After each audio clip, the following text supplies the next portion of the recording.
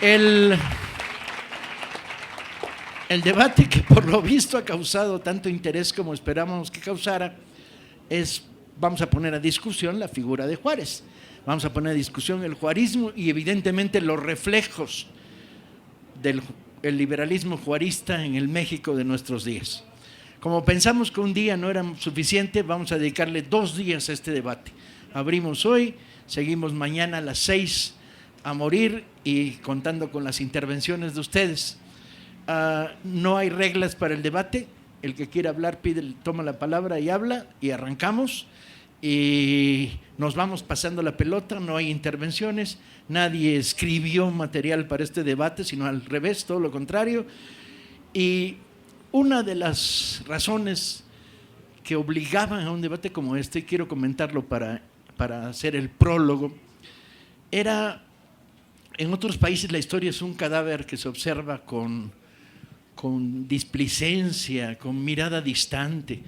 Es una cosa que tiene que ver con los museos y las estatuas. En este país la historia es un terreno de guerra, debate, discusión verdaderamente formidable, afortunadamente.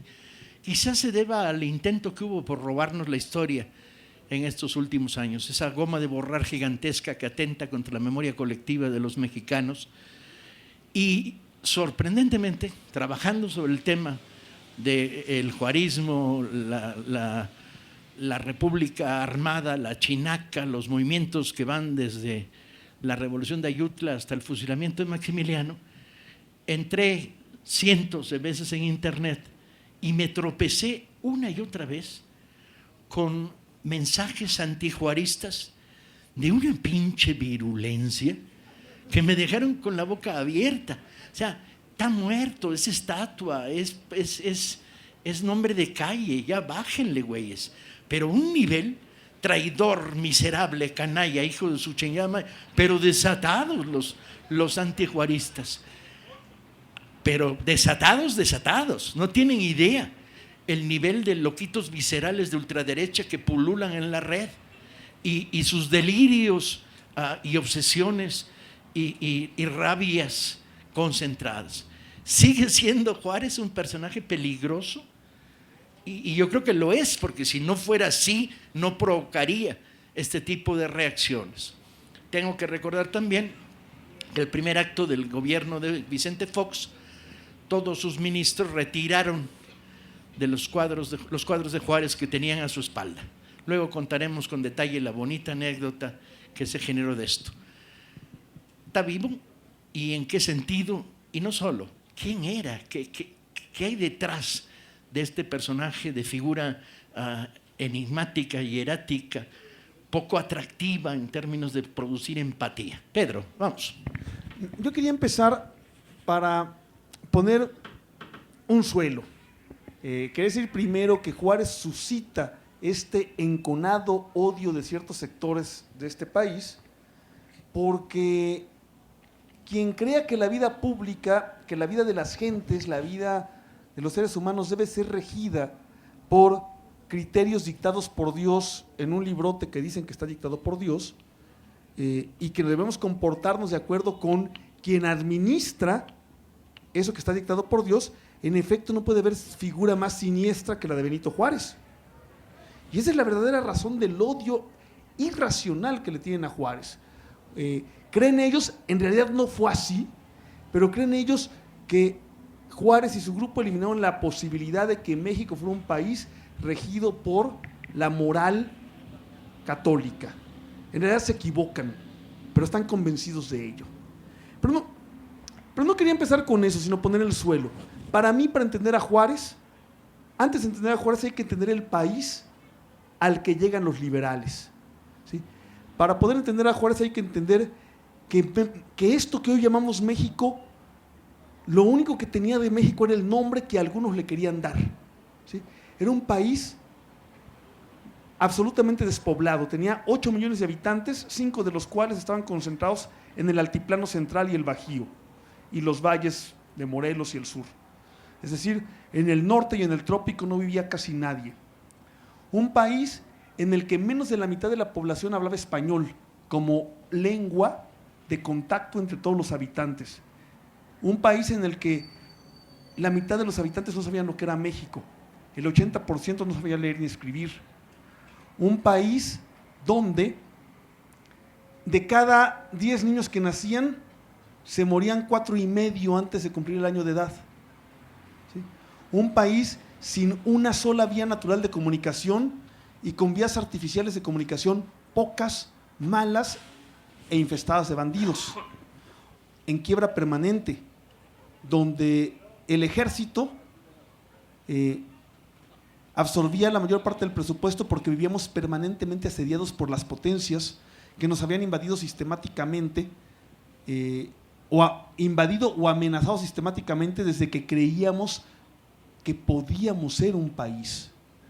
Es decir, para entender a Juárez hay que entender que llega un país de mentiritas, despoblado, en bancarrota, sin vías de comunicación, sin comercio interno, ¿sí?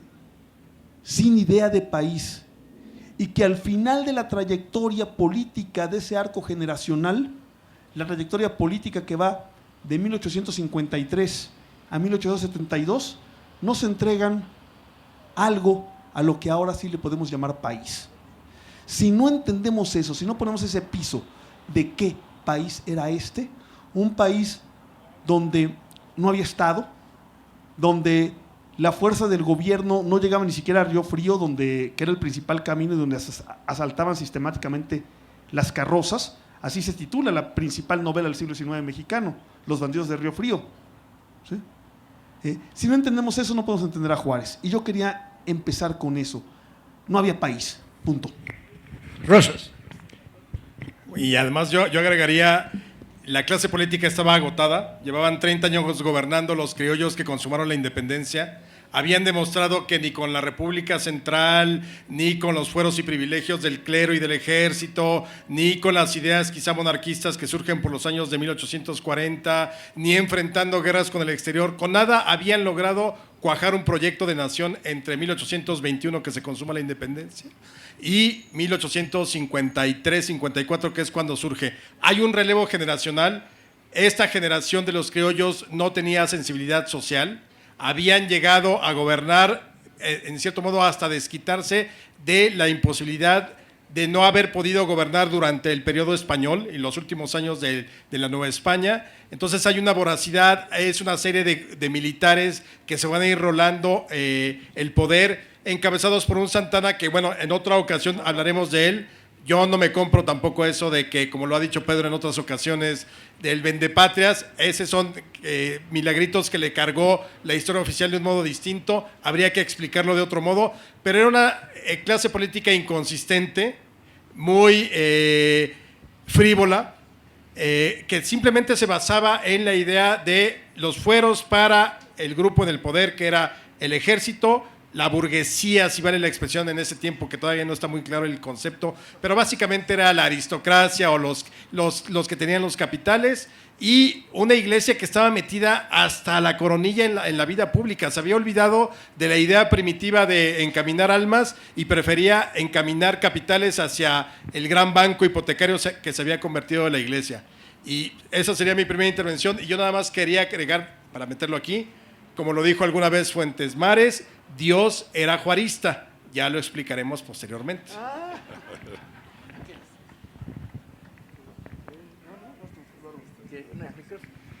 Bueno, ya mis compañeros establecieron más o menos el contexto. Hay otra cosa que yo creo que hay que tomar en cuenta para entender a Juárez. Juárez no surgió de la noche a la mañana, digamos. Los libros de texto nos enseñaron a todos que Juárez pues, era un indio zapoteco que a los 12 años todavía ni siquiera sabía hablar español. De repente, por aquello de que le habían robado, no sé si recuerdan, le habían robado un borrego de los que andaba cuidando, 2 borregos, le dio miedo regresar a la casa de su tío y se fue caminando las 12 leguas que separaban el Atao de Oaxaca. Y en los libros de texto normalmente era corte A y ya es presidente. Chingados, espérame, ¿cómo pasó, no? En ese corte A, creo que estamos hablando de casi 40 años o de 30 y tantos años, ¿sí? En los que Juárez estuvo digamos, viviendo la experiencia política, digamos, en lo que era una especie de laboratorio de la política nacional, que era Oaxaca, una de las ciudades más politizadas en ese tiempo del país. Tuvo muchas altas y bajas, digamos, en su carrera. Fue diputado, fue juez, fue abogado, fue gobernador interino, etcétera, fue gobernador ya constitucional. Todo este tipo de cosas lo estuvo viviendo a lo largo de más de 30 años, o sea, estuvo adquiriendo experiencia política hasta que viene su expulsión del país por orden de Santana en el 53, si no me equivoco, y luego su regreso para la Guerra de Reforma. Estoy de acuerdo con Pedro Salmerón de que una de las cosas que más levantan pasiones es la cuestión de la iglesia. Yo nomás quería contar una anécdota, ¿no? Cuando yo estaba en primaria, un compañero mío le preguntó a la maestra en segundo de primaria que si existía el infierno. Sí, y la maestra contestó con toda seguridad, dice, no existe, Juanito, digamos que se llamaba Juanito, Benito, no existe el infierno, pero si existiera solo habría dos personas en el infierno, y dice, ¿quién? Judas y el Beno Juárez ese. A ver, primer desmentido, ¿eran los liberales no católicos? Si uno revisa los 50 liberales más interesantes que actúan entre la Revolución de Ayutla y el final de la guerra contra el imperio de Maximiliano, tomas 50 nombres y estudias, hay 3 que no son católicos. 3 de 50. Los otros 47 son católicos e incluso practicantes. No de misa quizá todos los domingos, pero todos católicos. La palabra, gracias a Dios, está en sus textos. La Constitución de 57 es firmada con una Biblia, ¿no?, en el que se pone la mano para jurar la Constitución. Los 3 eran Ignacio Ramírez, claro, Leandro Valle, el general más joven de la Reforma, y posiblemente Melchor Ocampo, que debería ser protestante o cercano al protestantismo. Todos eran hipercríticos de la forma como la religión católica ejercía el poder terrenal, pero eran católicos. Entonces Juárez era católico. El primer desmentido es: los liberales no eran una banda de ateos como los que aquí estamos presentes, ¿no?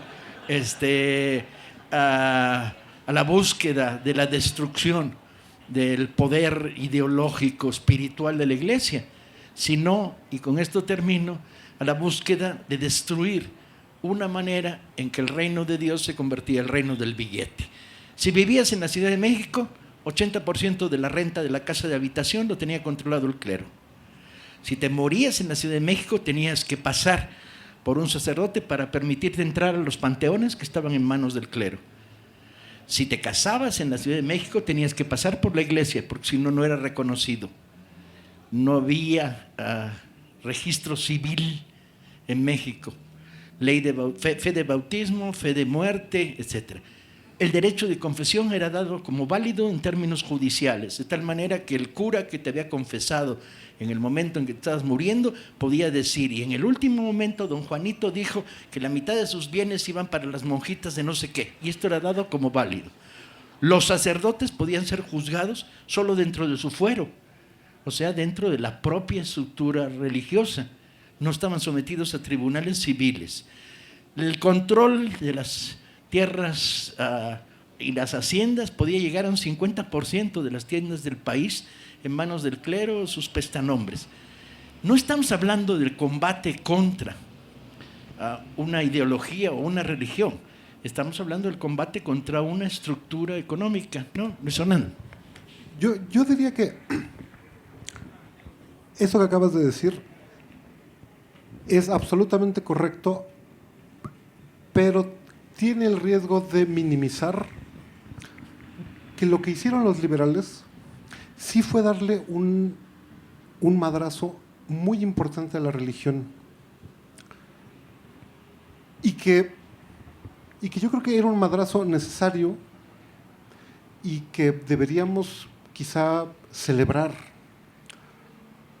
Ahora que venía para acá, me acordaba que en una Semana Santa de 1856, el que era gobernador de la Ciudad de México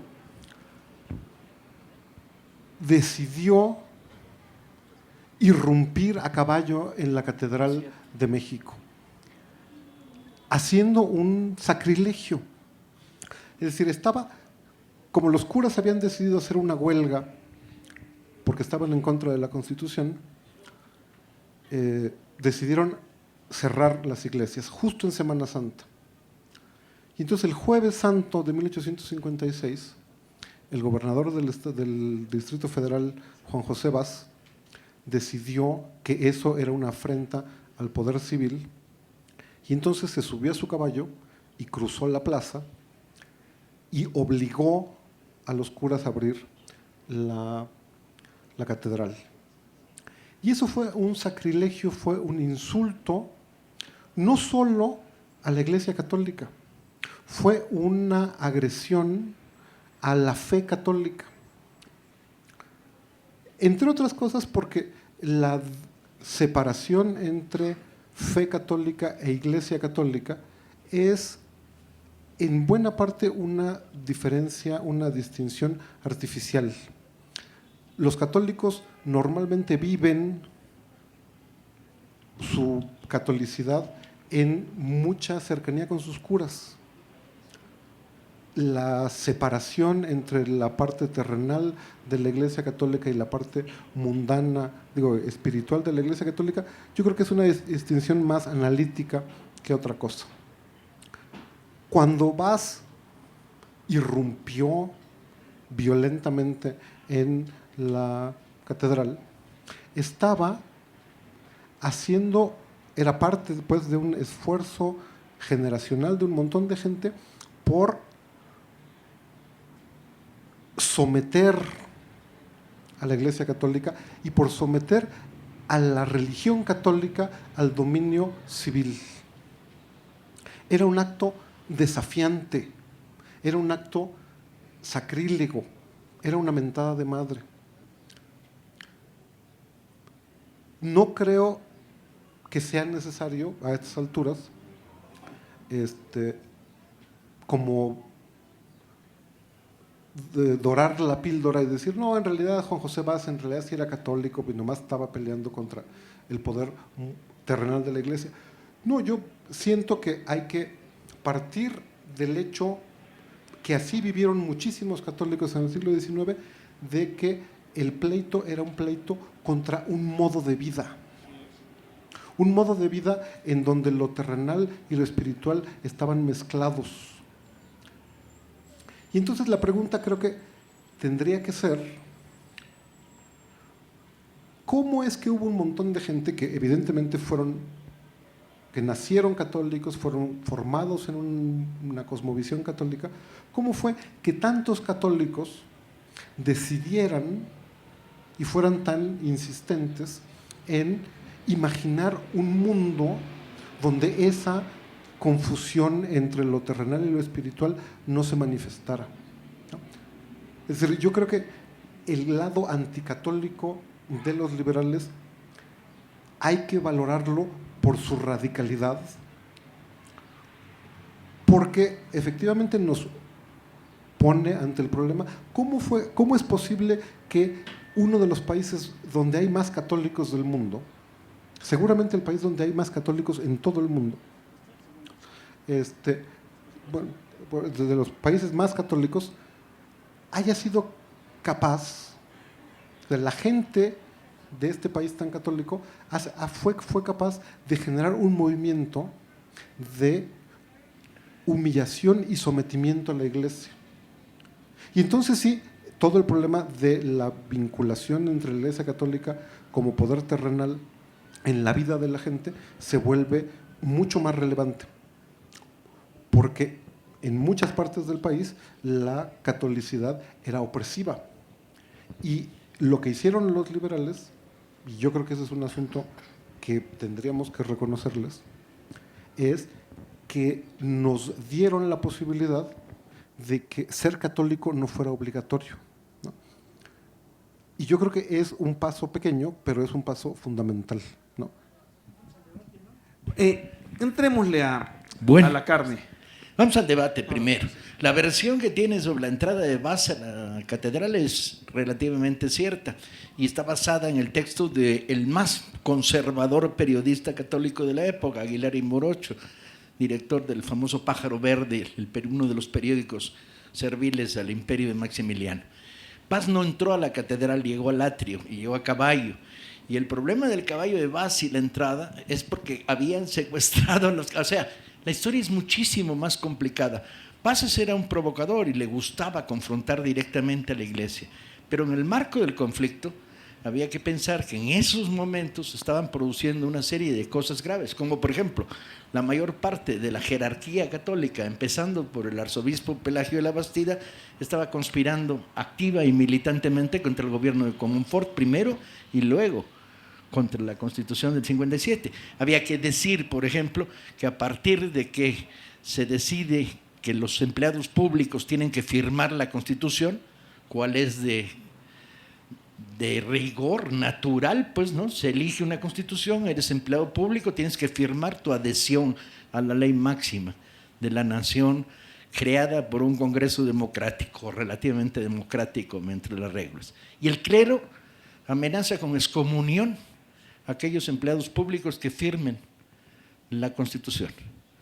El padre Miranda en Puebla está armado, organizando gavillas conservadoras. El arzobispo de Morelia está transmitiendo por vía indirecta llamados a la insurrección. Hay cerca de 20 levantamientos de gavillas conservadoras estimulados por el clero, motines en 25 ciudades de la República. ¿Por qué? Y eso sí nos invita al debate y a la pregunta, ¿por qué el nivel de radicalidad en la confrontación?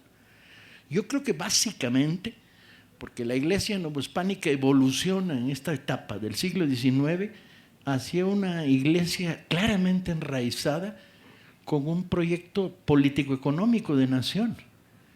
Y en esa medida se vuelve el obstáculo fundamental ante cualquiera que intente afectar estos intereses, ¿sí?, para el desarrollo.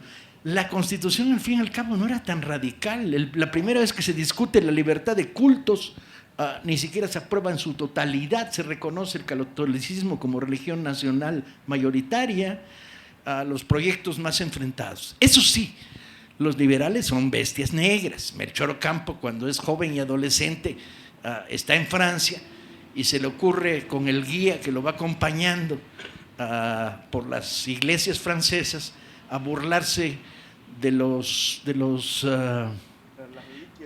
reliquias de la religión católica. Dice, después de tantos pedazos de la verdadera cruz que he encontrado en 400 iglesias, he calculado que alcanza para hacer una cruz de 60 metros. O ya en un nivel más barrical, cuando el cura que lo dirige, lo va acompañando, y lo sabemos por las denuncias del cura, que inmediatamente escribe a México diciendo, esto dice el joven Melchor Ocampo, le dice, no, bueno, aquí se conserva una sagrada reliquia, que es una ampolleta con la Virgen, de la leche de la Virgen María. Y Ocampo no se le ocurre otra cosa, víctima del sentido común, que decir, lo que más me interesa es preguntarme quién se la sacó. Y la denuncia llega a México instantáneamente. Son ecos de viejos polvos. Lean lo que dice Hidalgo sobre cómo hay que leer la Biblia, ¿sí? Y entonces, bueno, los radicales eran línea dura, pues, ¿no? Sus confrontaciones tienen un nivel de virulencia no menores que las confrontaciones que el clero está dirigiendo, estimulando una contrarrevolución armada que va evolucionando además a lo largo de todos estos años, desde su apoyo definido al santanismo en la dictadura la última dictadura de Santana, claro apoyo del clero, hasta su combate contra la Constitución del 57 en la etapa de Comonfort, hasta la guerra de reforma, que es financiada básicamente con el dinero del clero, el Partido Conservador y Miramón, hasta su adhesión a la intervención francesa. No se puede olvidar que en el momento en que entran los franceses en Puebla, el arzobispo La Bastida invita a que en la Catedral de Puebla se haga un te deum de recepción a los invasores. Y si no fuera porque los campaneros les robaron las cuerdas, así hubiera sido, ¿sí? Hasta su apoyo definido y súper conflictivo y crítico con el imperio de Maximiliano. O sea, estás hablando de una fuerza maligna, usando términos católicos, ¿no?, que está enraizada con un proyecto maligno, que es el proyecto de un país en manos de una oligarquía integrada por la Triple Alianza, militares de sombrerito y plumitas, ¿no? Que no ganan ninguna guerra, que habían hecho el ridículo en la guerra del 46-47, ¿sí? Agiotistas de un nivel que parecen todos hijos de Peña Nieto. Es verdaderamente increíble los agiotistas en la época que estamos narrando. Ladrones, expropiadores, expoliadores, cínicos, ofreciendo negocios con mordidas de por medio, haciendo préstamos en los que solo entregan el 10% del dinero que el gobierno se compromete a pagarle, y militantemente el clero. De tal manera que el debate se calienta. Pedro. Bueno, ¿por qué? Decíamos, o el título de aquí es, para reformas las de Juárez. A mí la parte que más me gusta es la cuestión de la soberanía y la lucha contra los franceses, pero esa la voy a dejar para mañana. Aprovechado que tenemos 2 días. Vamos hoy. ¿Qué proponen los liberales y por qué causan una guerra? También hay que saber que en las revoluciones, y eso fue una revolución, los proyectos evolucionan. Lo que proponen Juan Álvarez e Ignacio Comonfort en 1854 o la Constitución de 1857 no se parecen a lo que se va haciendo en el camino. Van radicalizando, van evolucionando. Pero, ¿por qué provocan una guerra civil tan cruenta y una polémica que sigue viva el día de hoy? ¿Qué están proponiendo? Insisto, yo no lo puedo entender sin el contexto. En 1848 perdemos una guerra desastrosa y ahí, siempre diferido de Paco, creo que nadie podía haber ganado esa guerra y que el ejército hizo lo que buenamente. Para mí lo milagroso es que haya durado más de 2 años la guerra, cuando en realidad se pudo haber perdido en 3 meses y duró 2 años. En ese momento hay 8 o 9 potencias industriales en el mundo que están destruyendo países, invadiendo, creando imperios y que casi no hay forma material de oponerse. Y a nosotros nos tocó estar al lado de uno de esos 8 imperios, ¿sí? En formación. Se pierde la guerra y el milagro después de perder la guerra no es que conservemos la mitad territorial del país, sino que el país no haya desaparecido. ¿Sí?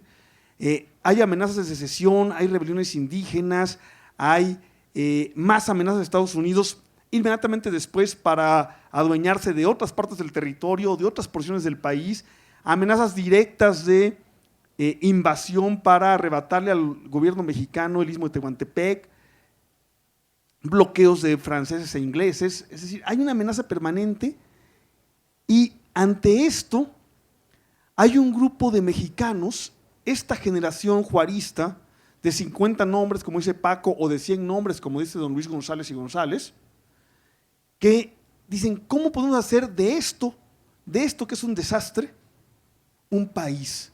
De esto y frente al imperio de al lado y frente a los imperios transoceánicos que amenazan con destruirnos, un país con identidad, con reglas, con forma de país. Y lo único que se les ocurre es darle una forma política liberal moderna. Y para dar esa forma política liberal, que yo siempre lo digo, está basada en 5 dogmas jurídico-políticos según los cuales México es una república democrática, representativa, popular y federal. ¿Sí? Lo único que se les ocurre es darle esa forma jurídico-política de nación liberal con estos dogmas, y para hacer eso, y para salvar este desastre, había que destruir a los 3 poderes de los que acaba de hablar Paco. ¿Sí? Un ejército que había ganado la guerra de independencia después de destruir a los ejércitos populares de Morelos. ¿Sí? Todos los que gobiernan el país, quitando a Guadalupe Victoria, que es una cosa rarísima y que realmente no gobernó porque estaba muy enfermo, pero todos los que gobiernan el país de 1821 a 53, con un par de excepciones, Guerrero al que defenestran y matan y algún otro, ¿sí? Son militares que habían participado en la guerra contra Morelos y acabado con los ejércitos de Morelos. Esos militares que no ganan ni una guerra extranjera, tampoco podían ganarla, ¿sí? Más que alguna contra España que encabeza Santana, y que dominan la política. Y sobre todo el clero, que era, además del primer agiotista y del primer prestamista, dominaba, hoy diríamos, lo que hoy serían las Secretarías de Educación Pública, Desarrollo Social, Salubridad, el Registro Civil, etc. En fin, para construir este país liberal, un país basado en las leyes liberales, que tiene sus asegúnes, y luego le podemos entrar al tema indígena y otros temas, había que destruir el poder político de esas corporaciones, del ejército y de la iglesia, que naturalmente las iban a defender y que además tenían una concepción del mundo también bien potente, porque no era nada más defender nuestros intereses y nuestro dinero, sino una forma de vida basada en que la fe católica guiara la vida pública. Entonces no es cualquier cosa, no es barato. ¿Sí? Un anuncio antes. Estamos transmitiendo a todo el país en directo. Entonces, si nos hacen llegar preguntas, dudas o opiniones, a lo largo del hoy o mañana daremos respuesta. Entonces está abierto ya nos llegaron las primeras informaciones. Yo les plantearía la cosa un poquito al revés. Porque francamente, si eran 50 o eran 100, me parece que es tristísimo que nos fijemos en los 100 liberales o los 50. Y además, francamente, los 100 eran todos señoritos, más o menos, no, es decir, todos eran abogados, todos sabían escribir, ninguno era campesino. Es decir, tampoco es que esos 100 líderes liberales eran el pueblo mexicano, ¿no? Entonces, yo me preguntaría, ¿qué hicieron esos 100 que motivó a los millones de campesinos a optar por ellos? A mí, por lo menos, la pregunta no de qué tan chingones eran Benito Juárez o Melchor Ocampo, que a lo mejor sí, pero francamente a mí la pregunta de qué tan buenas personas eran, qué tan inteligentes eran, me resulta menos interesante que la pregunta, para la cual obviamente yo no tengo la respuesta, es ¿por qué los pueblos, por qué los campesinos, por qué un país que seguía siendo mayoritariamente indígena decidió, la mayor parte de ese país, o una parte considerable de ese país, por qué decidió aceptar este proyecto de los liberales? Porque francamente los liberales eran liberales, es decir, creían en la propiedad privada, absoluta, creían en el Estado de Derecho parejo para todos, creían en un montón de cosas que después de un siglo y medio ya hemos visto que tienen límites gigantescos. Buena parte del ideario liberal pues es liberal, es decir, es limitadito, es muy poca cosa. En un momento además en el que en otras partes del mundo ya había habido movimientos sociales donde se había llevado el proyecto liberal mucho más allá. Entonces, si eran a todo dar, pues sí, podemos debatir y podemos comentar interminablemente qué tan buenas personas, qué tan inteligentes, qué tan preclaros eran. Mi pregunta sería, ¿de qué modo ese proyecto liberal se conectó con la vida de los campesinos, que eran la mayoría de la población? Lo bueno de traerlo es que siempre se ponen divertidos los debates, de una finta con la izquierda y pega con la derecha. Rosas, y volvemos luego al debate. Yo le entraría aquí en ese sentido. Para mí, este periodo importantísimo que luego se llamó la Gran Década Nacional, que empieza en el 57 y termina en el 67, tiene que ver más con lo que es, en muchos sentidos, la historia de México en cuanto a la clase política.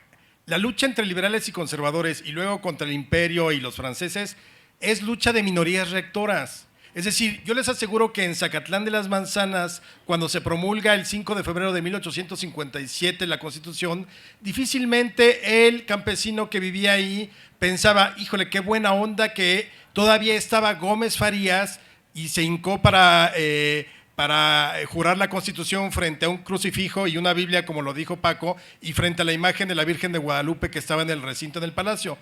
Creo que no habría que analizar más, por eso sí creo más en estos 100 personajes que son parte de esas minorías rectoras que tenían mucha relación con las propias minorías rectoras que gobernaban en otros estados, en los estados liberales como podía ser Veracruz, como puede ser Guanajuato cuando empieza, o Querétaro cuando empieza la Guerra de Reforma.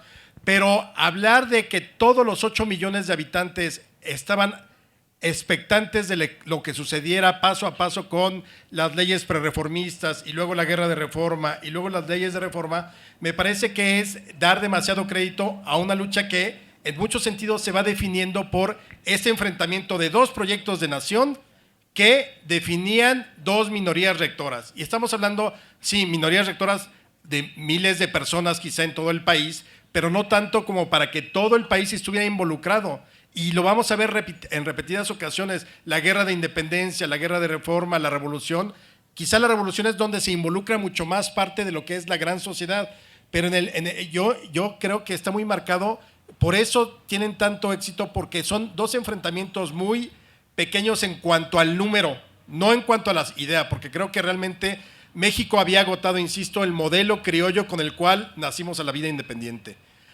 Había llegado una nueva generación que bien o mal se había metido a la administración pública, muchos de los 100 liberales estaban dentro, no habían tenido movilidad política dentro de esa clase política criolla, les habían padecido los golpes de Estado, la guerra de los pasteles, la de Estados Unidos, la pérdida de Texas, la amenaza constante de Estados Unidos, y es donde viene el cambio generacional y de ideología, porque además, hay que decirlo, nosotros en México llegamos tarde al liberalismo, que ya recorría, por ejemplo, Europa desde más o menos finales de la década de 1830.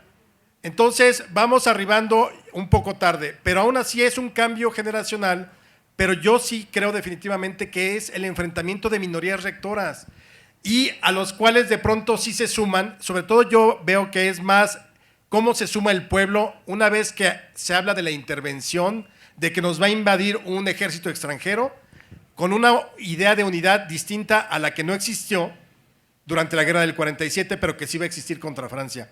Pero al menos en este primer momento, en este primer round de 1857 al 61 entre liberales y conservadores, a mí me parece que es una guerra entre, insisto, minorías rectoras con dos proyectos de nación muy claramente definidos y con una iglesia que dijo no a cualquier posibilidad de negociación.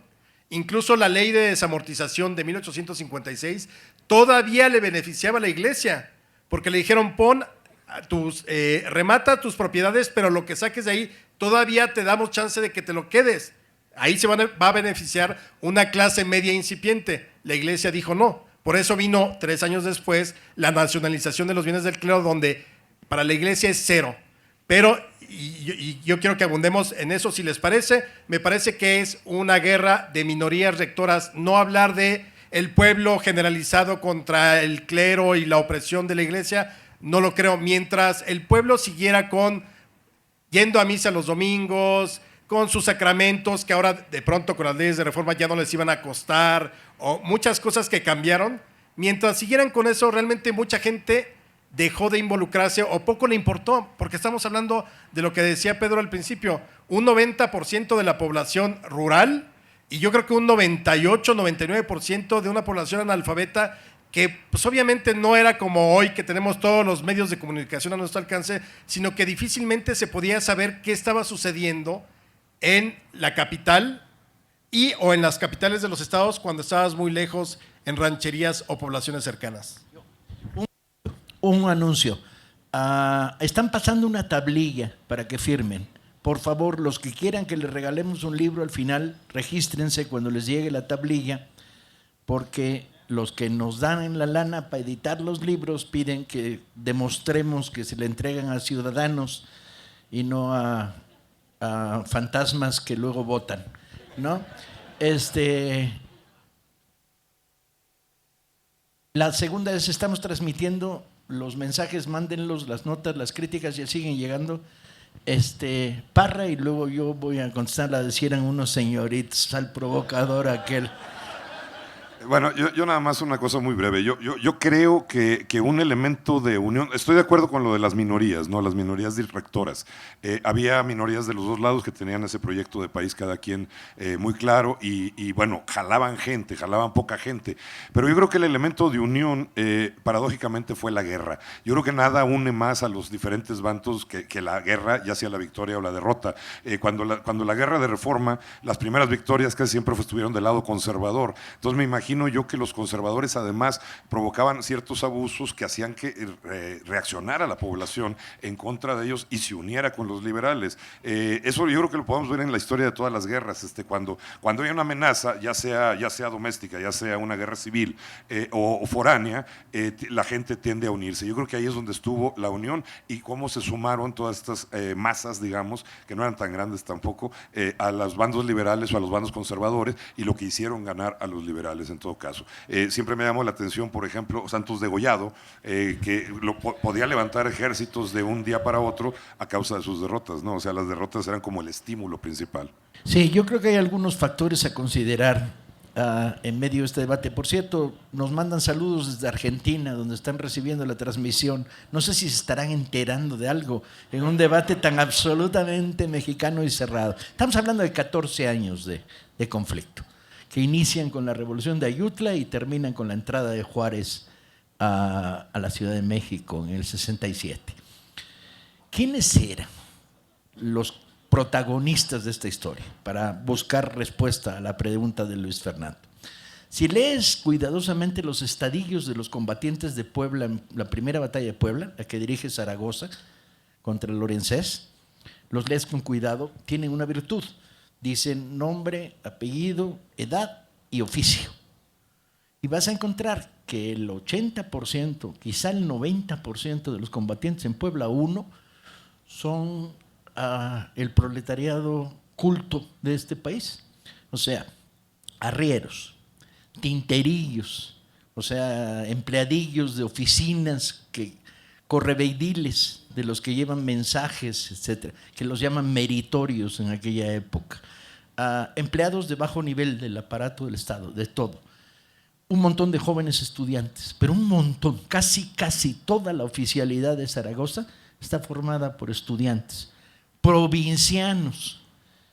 La revolución de reforma es una revolución de la provincia, no es chilanga, curiosamente. Si estudias a los 50, yo no le llego a 100, nomás llego a 50, descubrirás que 47 son provincianos, lo cual es insospechable en la historia de México, excepto cuando la Revolución Mexicana se vuelve periférica y ataca desde la periferia. El hecho de que solo 3 sean chilangos con una ciudad de 250,000 habitantes es sorprendente. Incluso esos 3 chilangos, uno, que es Leandro Valle, no actúa en México, sino en Jalisco, ¿no? Oficiales de baja graduación reencabronados contra el ejército santanista y sus corruptelas y traiciones. Lectores de periódicos, una y otra vez, en un país en el que no se lee. La proliferación de periódicos es impresionante. En este proceso hay momentos en que en un lugar como Zacatecas hay 4 periódicos liberales, no 1, 4. Y uno dice, ¿cuántos ejemplares editaba cada periódico?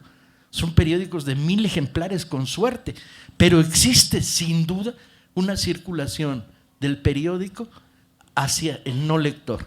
Si no, ¿cómo te explicas que 2 meses después de que Rivapalacio escribe en un pinche periodiquito hecho en las montañas con una Minerva de pedal, ¿sí? o en una imprenta clandestina en Morelia, que cuando mucho haría 300 o 400 ejemplares, ¿cómo te explicas que todo este pinche país está cantando el adiós mamá Carlota? ¿Sí? ¿Cómo logra este fenómeno de remultiplicación? Y lo cuentan, afortunadamente, lo cuenta Alzati, lo cuenta a los testimoniadores de la guerra de intervención en Michoacán. Los arrieros cargaban un ejemplar del periódico, llegaban a las comunidades, lo leían en las comunidades. El que no sabía leer le leía, el que sabía leer le leía al que no sabía. Entonces encuentras un involucramiento de este proletariado emergente, muchos obreros como Nicolás Romero, un montón de habitantes de ciudades de pequeño nivel, letrados. ¿Cuántos? Si tienes un poco de suerte, en el momento más álgido de la guerra de reforma no habrá más de 100,000 liberales en este país, cuando mucho. Esos son los buenos. Es decir, no Riva Palacio, no Miguel Lerdo, no Melchor Ocampo. También. No. Chinga, ¿por qué no? No. Riva Palacio es maravilloso, güey. Porque esos son señoritos. No, para nada. Riva Palacio, Lerdo y Melchor Ocampo son los señoritos. No. Sí, señor, ¿cómo no? No, Riva Palacio. Los otros son más interesantes, Paco. No. Los tinterillos, los arrieros. También. Pero Riva Palacio no es un señorito, Riva Palacio es maravilloso. Riva Palacio es un pinche loco, ¿sí? Que abandona sus estudios porque le caga estudiar Derecho, que se vuelve el autor teatral más importante de México, haciendo obras satíricas, y con el dinero que gana, él paga una guerrilla para combatir a los conservadores. Y se va a las pinches montañas y pasa 3 años durmiendo en el suelo, ¿sí? Dirigiendo el ejército más loco que ustedes se puedan imaginar, adorado por la pinche plebe que lo rodea, conversador de hoguera y ilustrador de hoguera, escritor de las novelas más pinchemente románticas y divertidas que se han producido, el único a escala universal que le escribe un poema a la esposa del enemigo. El Adiós Mamás Carlota está dedicado a la esposa de Maximiliano. No más si en un país como este hay un tipo así, y que cuando de repente los franceses lo cercan por 10ª vez en Zitácuaro, por cierto, pierde 16 batallas, es el genio, aunque gana 8. Riva, que gran poeta, por cierto, le dice a su asistente: mi general, tenemos solo una mula, ¿qué nos llevamos? ¿El cañón? El cañón era una mamada, era un cañoncito que disparaba bala de 3, no servía para nada. O la imprenta. Y Riva Palacio le contesta: la imprenta. La imprenta era otra mamada, era una Minerva de pedal, de por qué esas balas sí matan. Esta idea de la ilustración es muy, muy interesante, porque la ilustración es la piedra en el agua, golpea y abre círculo concéntrico. ¿Sabían los de Tetela de Ocampo, que le parten la madre a los suavos en Puebla, cuando bajaban descalzos y machete en mano, sabían cómo era la Constitución de 57? Respuesta: sí. Mira, porque resulta que la Constitución del 57 había sido discutida en las comunidades por los Juanes, que eran los dirigentes, que tú no quieres y dices que son señoritos, chingarán a toda madre. Estás encontrando una simbiosis, por eso ganan, entre los cuadros político-militares del liberalismo con la población a la que tenían acceso. A diferencia de Hidalgo, Riva Palacio no hablaba lenguas. No podía hablarle en tarasco a la plebe, pero 4 de sus pinches oficiales hablaban en tarasco, ¿no? Va. Yo quiero terminar esta parte, quiero hacer mi última intervención antes de las preguntas de ustedes y de que terminen los que no han terminado, ¿no? Lo que ocurrió entre 1853 y 1867 fue una revolución. Yo defino revolución en 3 aspectos: la destrucción de una clase política, su sustitución por otra y por una nueva forma de hacer política y nuevas reglas, y eso ocurrió de manera prístina y evidente con la imposición de la revolución liberal, de la Constitución liberal y de la parte más radical de la Constitución liberal, que fue elevada a rango constitucional, que son las leyes de reforma, ¿sí? Es decir, se sustituyó una forma de antiguo régimen por un modelo liberal, aunque funcionara más o menos. Segundo, una revolución se define por si se destruye y se sustituyen las estructuras sociales, la primera de las cuales, la que nos permite medirlo, es el régimen de propiedad. Y en este país se pasó de una propiedad de la tierra dominada por una institución, la Iglesia, a la creación del mercado liberal de tierras. Luego hay quien dice, ¿no?, que las reformas juaristas provocaron el latifundio porfirista. No, las leyes liberales que permiten la acumulación porfirista son de la década de 1880, ¿sí? No son juaristas, ¿sí? Pero bueno, se disloca pues el monopolio sobre la tierra y sobre las fincas urbanas de la Iglesia y se entra al mercado liberal, lo cual, como bien dijo Luis Fernando hace rato, pues es muy limitado y es lo liberal, pero es una transformación radical que dinamiza la economía mexicana. Y finalmente, hablamos de una revolución cuando hablamos de la transformación de las mentalidades, de las formas en que la gente entiende el mundo y se entiende en el mundo. Y durante estas guerras, ¿sí?, esta idea de México que tenían esos 100 o esos 100,000 de los que hablamos, se transmiten, si no a los 8 millones, sí a 4 millones de mexicanos.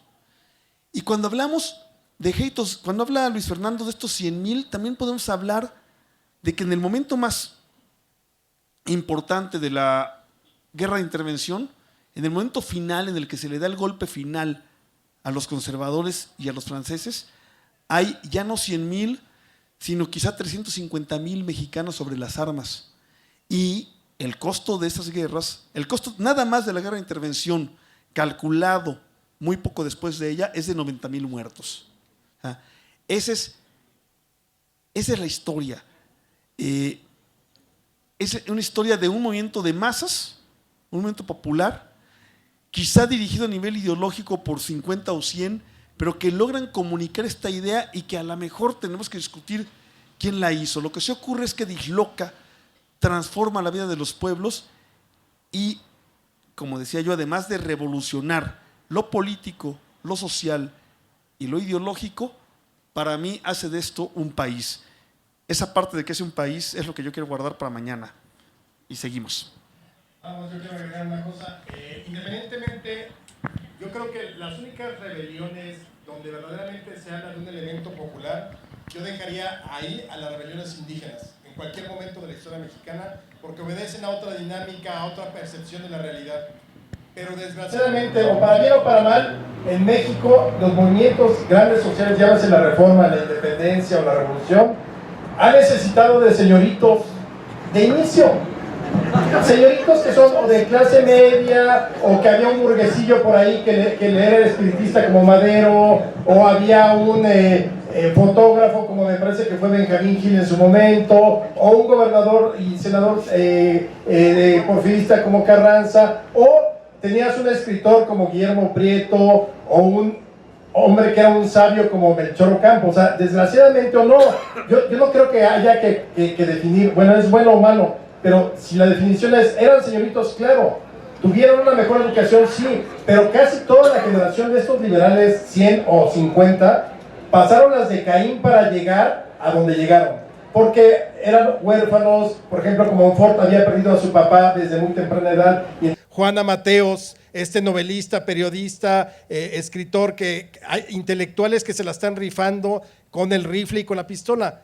Yo por eso creo, insisto, creo que no importa tanto si eran señoritos o no. El hecho es que en este caso me parece que si hay una serie de señoritos que, insisto, asumieron su papel en el relevo generacional, criticaron ampliamente lo que era el México de entonces para poder subirse a un proyecto distinto, y creo que lo que hay que ver es cómo cuajó esa idea de todos ellos, porque también Juárez sin toda esa generación no hubiera sido Juárez. O sea, creo que sí es necesario nada más darle el éxito a Juárez, no, creo que fue el director de orquesta que supo llamar perfectamente al que tocara el fagot, al concertino, al del piano, armó una buena orquesta y vámonos para adelante.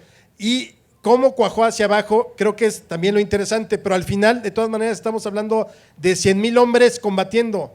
Imagínense, en un país de 8 millones de habitantes, cuando combatimos el 5 de mayo, los mexicanos que defienden Puebla son 5,000 de 8 millones, y no porque todo el pueblo tenía que volcarse a la guerra, porque nunca sucede en ningún capítulo de la historia, pero eran 5,000. Y luego al año siguiente, cuando empieza el sitio de Puebla contra los franceses también, el ejército mexicano es de 15,000, o sea, todo el ejército mexicano, o al menos lo más nutrido y más granado que había que defender, con lo que había que defender la patria, son 15,000 hombres. Por eso insisto, sí son movimientos que reducen la participación global y luego cuajan las ideas, claro, pero eso no implica que la gente se vaya a sumar a esos 15,000, porque hemos hablado muchas veces, ¿por qué si ganaste el 5 de mayo, el 6 no fuiste a sacar a patadas a los franceses que quedaban? No pudiste por cuestiones políticas, envidias, falta de recursos, pero estabas jugando de local el 5 de mayo, y el 6 de mayo era como para salir a perseguir a los franceses y arrojarlos a la barranca. Y no, les diste chance de prepararse un año, y lo que eran 5,000 soldados o 6,000 soldados franceses, al año siguiente, cuando llegan a Puebla, son 32,000, más 6,000 conservadores. Entonces, yo insisto, sí necesitamos de los señoritos para bien y para mal, y que ahí están presentes en la independencia y en la revolución y en la reforma. Y luego se unen todas estas causas sociales que despiertan el México bronco, por llamarlo de algún modo. Va. Trotsky, al final. Yo sé que le urge, compañero, intervenir, pero si no dejamos a los que vinieron aquí de estrellitas marineras entrarle, pues Trotsky, que era el caudillo de los caudillos, escribió alguna vez algo que me pareció soberanamente interesante. Dijo, ojo, cuidado, no subestimemos el papel del individuo en la historia. Hay que buscar la simbiosis, dirigentes, movimientos de masas, relaciones, el quién es quién, cómo operan. Pero llamar señoritos a los caudillos liberales de la Reforma los mata. Viene aquí Guillermo Prieto y los agarra a putazos. Prieto era panadero, chinga. Nunca tuvo un traje decente en toda su vida, a pesar de haber sido 2 veces ministro. Arteaga era sastre. Arteaga era sastre. Santos Degollado era escribiente de la iglesia, trabajaba en una catedral y lo adoraban sus soldados porque les cosía los botones, chinga. ¿Sí? Estás hablando de una casta, un grupo, un núcleo de liberales que tienen una relación muy peculiar con el movimiento social que acaudillan militarmente, ¿sí? Y que es la que da la razón a una resistencia verdaderamente increíble, pero verdaderamente increíble. A finales de 65 no había una sola capital de provincia en manos de la República, ni una sola. No había ninguna ciudad importante en manos de la República. Todo estaba en manos de los imperiales y los franceses. Juárez estaba perdido en Paso del Norte. Y entonces, ahí está, el presidente inexistente. Ya habían dicho 30 veces, se exiló, cruzó la frontera, se fue a no sé dónde, se fue para qué. Y ahí seguía Juárez tejiendo una red de araña, utilizando el correo norteamericano, que era lo único que tenía a mano.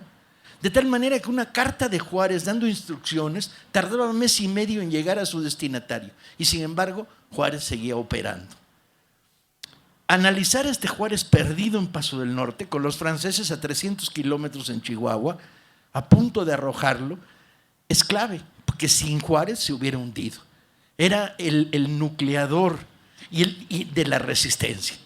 Era la figura que mantenía el proyecto de la resistencia. Cuando se discute el 46, hubo una opción, la opción de Melchor Ocampo. Vámonos a la guerra de guerrillas frente a los gringos, a ver si es cierto que aguantan 3 años de resistencia popular armada, ¿sí? Y esa opción, el santanismo y sus corifeos jamás la pensaron. Pero bueno, este es otro debate que algún día nos sentaremos a discutir si se pudo haber ganado en el 46 o el 47 la guerra contra los gringos. Me canso, partida de madre que les íbamos a poner. Pedro, es una provocación para que te la lleves para tu casa. El papel de los cuadros y los dirigentes y su relación.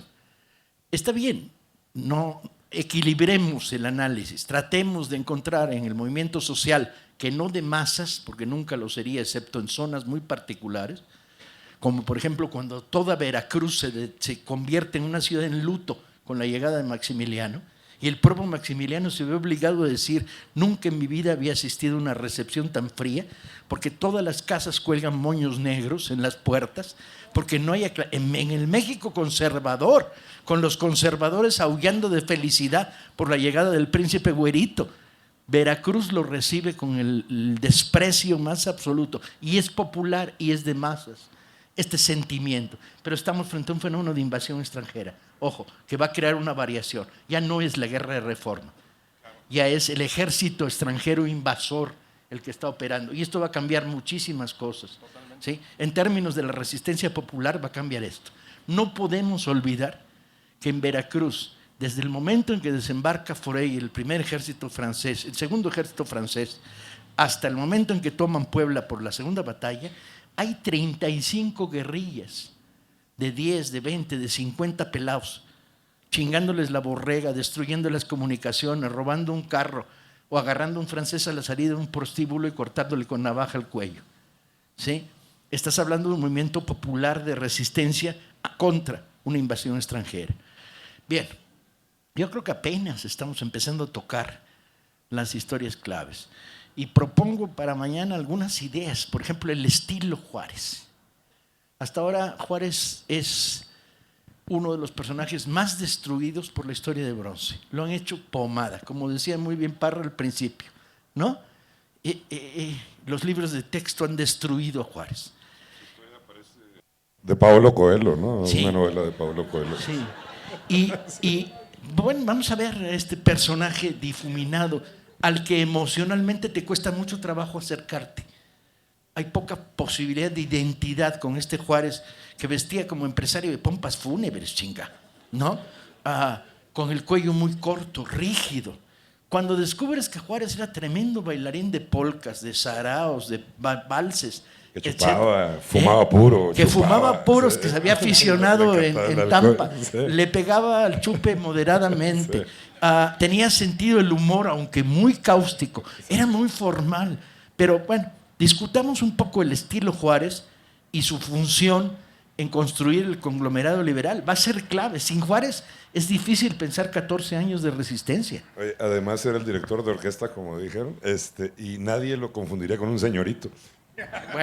Bueno, y eso ya está. Si Juárez te viera, a putazos te trajera. Lo de señoritos, por favor, cambien el término. Digan que eran ustedes hijos de las clases medias ilustradas. Pero el señorito era Miramón, chinga. No, ese es otro matiz. Esos sí eran señoritos. Eran de pomada. Se peinaban pomadosamente. No había nada que les gustara más que los pinches uniformes. Gastaban la mitad de su sueldo en uniformes. Bien, una vez que he soltado la diatriba. Podemos hacer dos cosas, compañeros. Podemos seguir hasta que ustedes se aburran, o le paramos hoy y seguimos mañana. Sometemos a la consideración de esta honorable asamblea, ¿qué hacemos? Luego, o entreguen mañana. Sigamos con el debate, luego pasamos y contestamos preguntas. Lo que yo diría es, a ver, sí.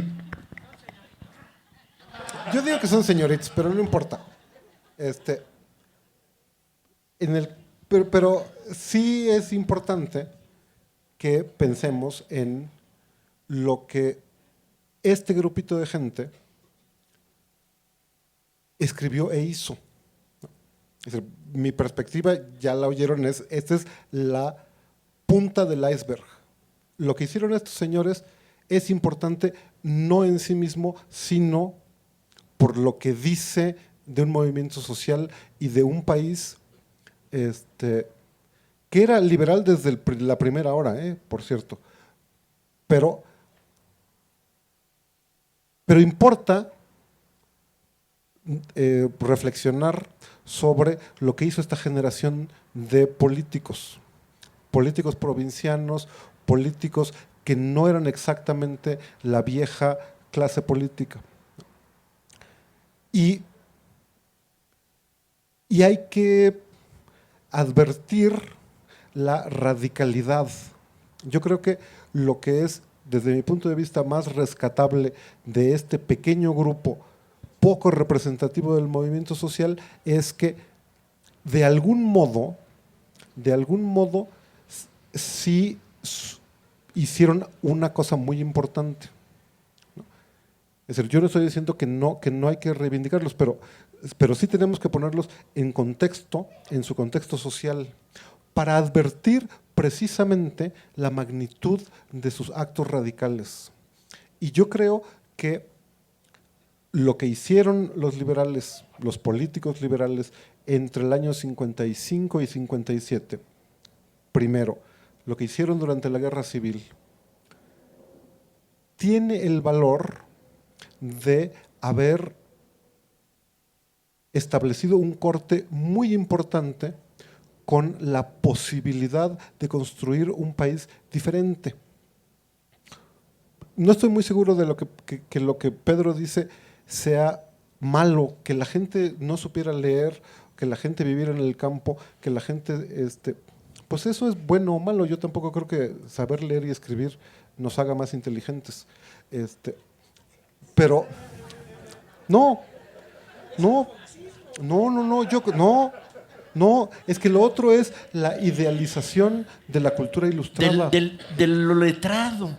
El foxismo es eso. Lo letrado, hay una cultura popular oral, una cultura popular oral que se beneficia de lo escrito, pero que no es menos que lo escrito.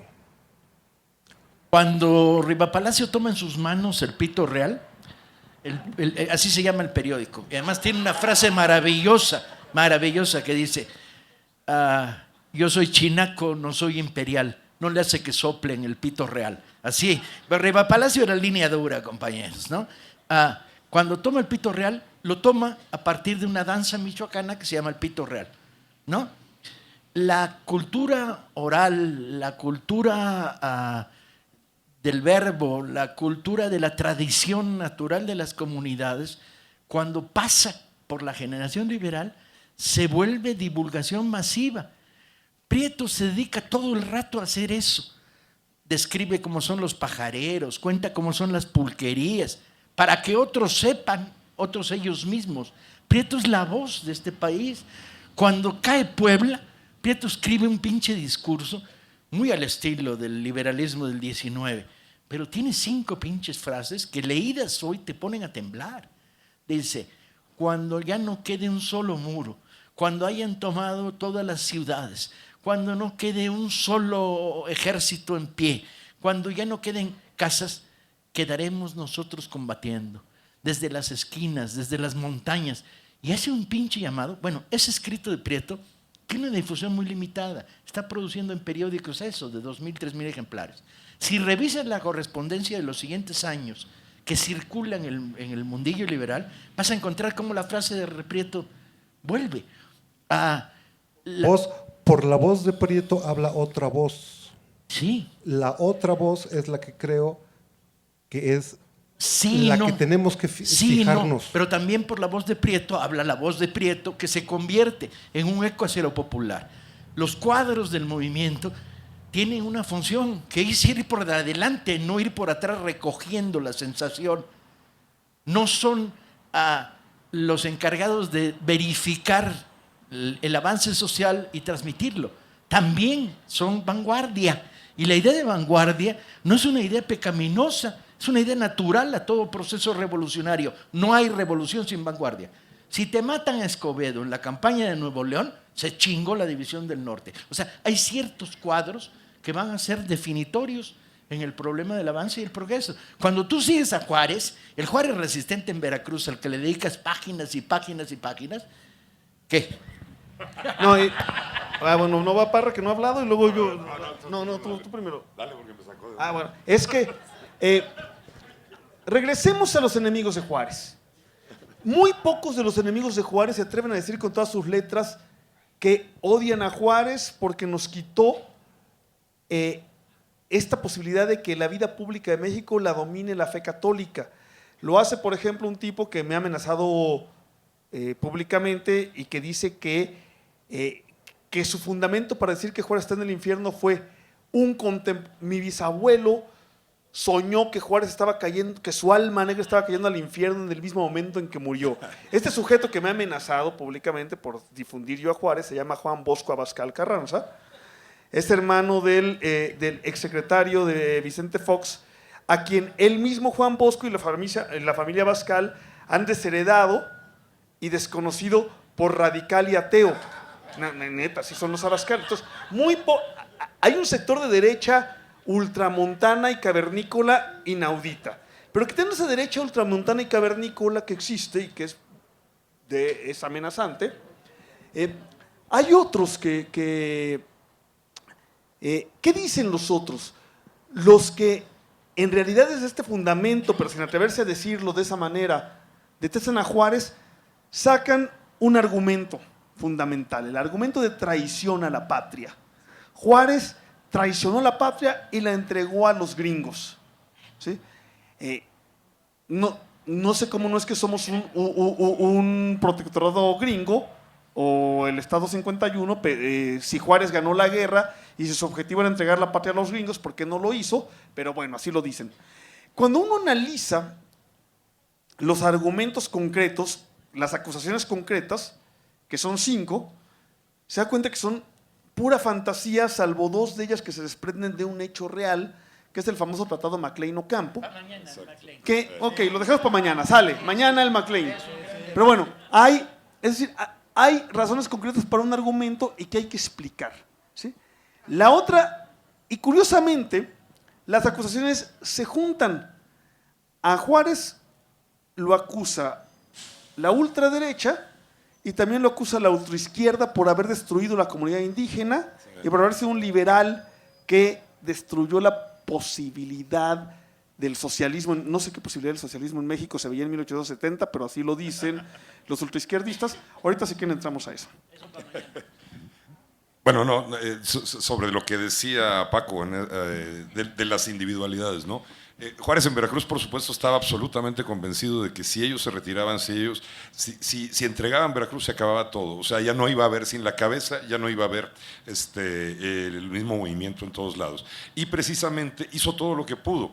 Una de las cosas que para mí siempre fue una estrategia de guerra fue precisamente lo del Tratado MacLean-Ocampo, que vamos a hablar mañana, ¿sí? Pero como estrategia de guerra, no como entreguismo ni nada por el estilo. Me gusta más Juárez todavía, bueno, en Veracruz, pero me gusta más todavía en Paso del Norte, ¿no? Cuando está en Paso del Norte, que le ofrecen los gringos que se retire, que le dan asilo y todo eso, y él sabe que si cruza la frontera, hubo un montón de convivios y fiestas en Fort Bliss, que era el fuerte que ahora está en El Paso, Texas, y los invitaban a todos y todos iban, menos Juárez. Juárez se quedaba, iba Lerdo, Sebastián Lerdo de Tejada, iba Prieto, iba Iglesias, y Juárez no se movía de Paso del Norte porque en el momento en que abandonaba México se iba a venir abajo todo. Era el símbolo de la resistencia de todos. Siempre fue como el símbolo. Y sí es cierto lo que se dijo aquí hace rato, eran mucho más brillantes todos los demás que él, pero él sabía, era el buen director técnico, no era el director técnico de la Selección Nacional Liberal. Mañana, a ver, propongo posibilidades. Vamos a discutir el MacLean-Ocampo, vamos a discutir el incidente de Antón Lizardo, vamos a discutir el tema de la traición y los gringos, vamos a hablar un poco más, vamos a discutir la inmolación de González Ortega, que es terrible, sí. Vamos a discutir de la ley Lerdo, vamos a hablar de la ley Lerdo, sí. Entramos a la primera ley Lerdo. Y quizá ver a Juárez como el fundador del presidencialismo mexicano. Juárez como fundador del presidencialismo mexicano. Sí, que es una de las peores, el Juárez autoritario que está escondido ahí dentro de Juárez. Oye, si Juárez no hubiera muerto. Y su contrapunto en Francisco Zarco. También podemos hablar del resto de la generación liberal, podemos hablar de la ultraizquierda del liberalismo, que es el nigromante, como desde entonces plantea el problema de las comunidades indígenas y la defensa de las tierras comunitarias. Podemos hablar de la resistencia, de personajes secundarios fascinantes como Leandro Valle. Podemos hablar de los conventos de monja de clausura que había en México, donde los ricos entregaban a su hija ilegal, ilegítima, recién nacida, y estaba condenada a vivir toda su vida en un convento de clausura, sin poder salir de él. Y como en el momento en que Juárez decreta la desaparición de los conventos de clausura, el desmadre que se arma en esta ciudad. Podemos avanzar sobre estos temas mañana. Mañana respondemos preguntas, las preguntas que aún han llegado, que ya hay varias, de todo tipo y con todas las variaciones, y abrimos el debate para que intervengan todos los que quieran debatir. ¿Quiénes no han firmado para recibir el libro gratis? Levanten la mano. Por allá afuera, sobre todo. Creo que tenemos suficientes libros. ¿Tú no has firmado? Pues te va a tocar sin el libro gratis. Y sobre todo, mañana vamos a entrar en el debate del debate, que es el contrapunto entre el proyecto juarista y el México en el que estamos viviendo. O sea, creo que va a ser importante hablar de que los liberales de esta generación, esos 50 cuadros, ninguno de ellos fue jamás acusado de corrupción. Ninguno de ellos aceptó sueldos cuando no podían pagarle a sus inferiores. Prieto se negó a cobrar como ministro si no le pagaban a sus empleados. Juárez no cobraba su salario como presidente si la escolta. Acuérdate de Maximiliano se asigna $1 millón al año de sueldo para sus chuchulucos. El sueldo del presidente Juárez en ese momento es de $36,000 al año. Sí, y además eso, no solo eso, sino no lo cobró durante 2 años. Vamos a hablar un poco de honestidad republicana, del contrapunto, de honorabilidad. Yo creo que es un término que está fuera de moda, pero hay que ponerlo sobre la mesa. El honor. Vamos a hablar de nacionalismo mañana, ¿no? Vamos a hablar de patria, del sentido de la patria, etcétera. Entonces, Así que a las 6 de la mañana nos vemos aquí.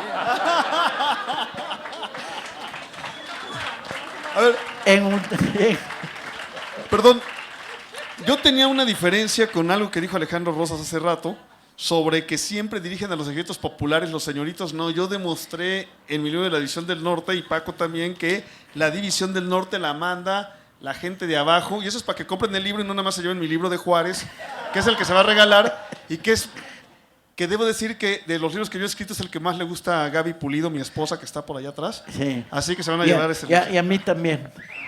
A mí también. A ver, varias cosas.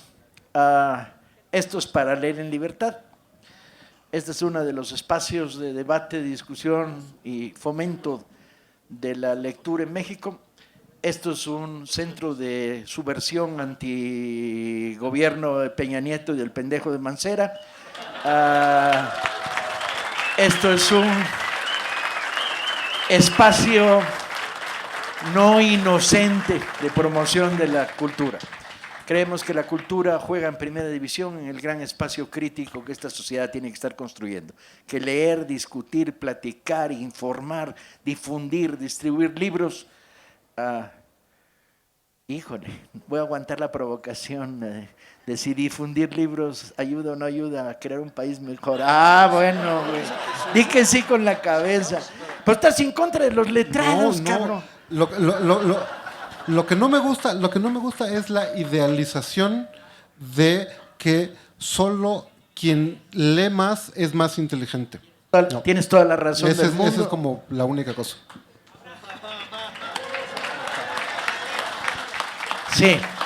Ahora, en ese mismo sentido, los que leen menos no merecen tampoco demasiado amor. Por ejemplo, el que no ha leído 3 libros, pero bueno, 3, pero no todos, y la Biblia, pero no completa, no merece ningún pinche respeto en este tianguis. Librémonos de presidentes analfabetas funcionales, que ya no nos los merecemos. Dicho esto, los autores aquí presentes van a estar firmando libros y aprovechamos para externar una tremenda protesta. Hay 1.500 ejemplares de la pasada edición de la biografía de Juárez novelada que escribió Parra, que el editorial tiene entrampados en la bodega. Nadie sabe, ni se ponen a la venta, ni le pagan los derechos de autor, ni los saldan. Entonces estamos diciendo, sáldenlos, maldita sea. ¿Para qué los quieren? Para que ese libro circule. Maravilloso libro, si lo encuentran en librerías de viejo, no se lo pierdan. Y desde aquí vamos a dirigir una protesta a la editorial Faguara, a Random House, qué bueno, porque si no íbamos a protestar. Son los mismos, ¿no? Sí, son los mismos. Desde aquí protestamos, maldita sea, no se vale tener libros en las bodegas con un país que quiere leer. Entonces, desde aquí protestamos, sí. Esta pregunta tiene que ver con lo que han estado discutiendo. Sería bueno que nos explicaran más a fondo cómo es que surge esta generación brillante de liberales. O sea, ¿qué contexto social da lugar a esta generación tan importante para la historia de México? Sí. Yo por eso quería hacer la pregunta desde antes. Sí. Yo creo que la reacción ante 2 cosas, ante el desastre de la dictadura de Santana, que es el desastre y la vergüenza de este país, y el dolor por la pérdida de la guerra del 46-47, ¿no? Pues son muy jóvenes para reaccionar ante otras cosas, pero todos eran niños en el 46-47. No, pero todos, a ver, aquí yo digo que no es solamente el asunto de la generación, a ver, efectivamente el país estuvo gobernado desde la independencia por gente que había estado asociada con el ejército realista durante la Guerra de Independencia. Pero eso no quiere decir que desde los años 20 hay un movimiento social plebeyo muy activo, que fracasa una y otra vez. Es decir, hay un movimiento en los municipios, en Jalisco, en Oaxaca, en Veracruz, en Zacatecas, en la Ciudad de México, desde muy pronto, porque la guerra, la independencia, el movimiento republicano generó una gran participación popular. Y entonces los políticos en los municipios, en los viejos pueblos, estaban involucrados en política desde muy pronto. Y desde muy pronto, desde los años 20, estaban intentando construir instituciones del Estado diferentes. Ese movimiento fue popular, tuvo momentos de éxito y de fracaso a fines de los años 20. La imposición presidencial de Vicente Guerrero es resultado de eso. En los años 30 volvió a intentar, en el número de rebeliones federalistas en los años 30 y en los años 40. Es decir, la guerra con Estados Unidos fue seguramente un momento importante, pero desde la fundación del Estado mexicano había una tradición de activismo político, de gente que hacía periódicos, que escribía cosas, que hacía agitación, que se vinculaba con los pueblos. Es decir, hay una tradición muy vieja que tiene que ver con el hecho paradójico de que la independencia o la invención del país fue obra en apariencia de un grupito de militares realistas montado en un movimiento social que había transformado de manera efectiva el país desde antes. Entonces, claro, cuando los años 50, los hijos, digamos, hijos políticos de la dirigencia liberal, radical, que viene de los años 20, se hizo del poder, estaba montada en una tradición de la cual, así como botón de muestra, y para personalizarlo, yo diría, Valentín Gómez Farías es un buen ejemplo de eso. Valentín Gómez Farías era un viejito en los años 50, como viejito lo hicieron firmar en primer lugar la Constitución, pero es un hombre que estaba activo en política, intentando una transformación de la vida política desde fines de los años 20.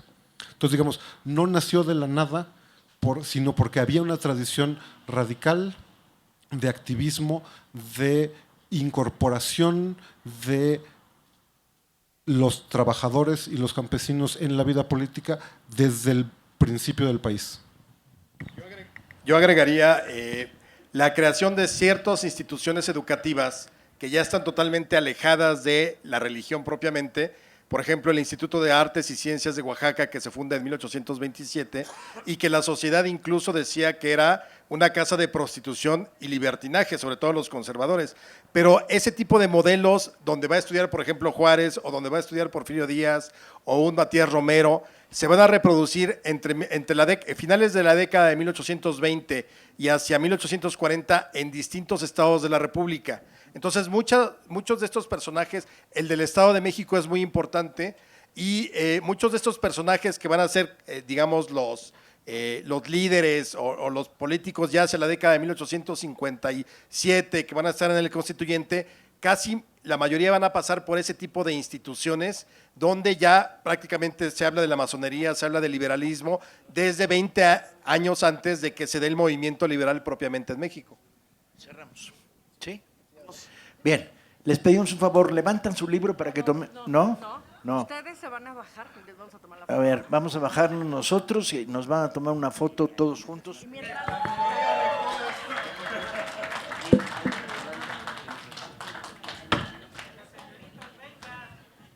Ok, si hay alguien que le falta libro, por favor pasen allí a la mesa que está allí y ahí se anotan y les damos el libro. Sí, no sé. Mientras toman la foto, yo les voy a leer el resto del programa para toda la semana. Mañana sábado tenemos música con Hot Brother y otra vez volvemos a tener el debate de la historia aquí con los mismos compañeros que ya estuvieron el día de hoy. A las 6 de la tarde. Sí, mañana va a ser una hora más temprano.